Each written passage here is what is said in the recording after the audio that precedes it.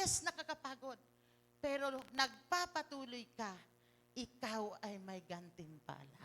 So then, as we have opportunity, let us do good to everyone, and especially to those who are of the household of faith.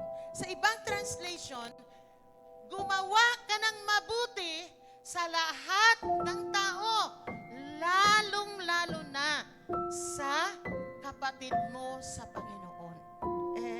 Pastora, mas mabuti pa nga yung wala sa Panginoon kaysa nasa Panginoon. Di po ba mahirap? Oo nga naman. Totoo naman din yon. May nangyayari pong ganon. Pero, please remember that God reminded us today na huwag tayong mapagod.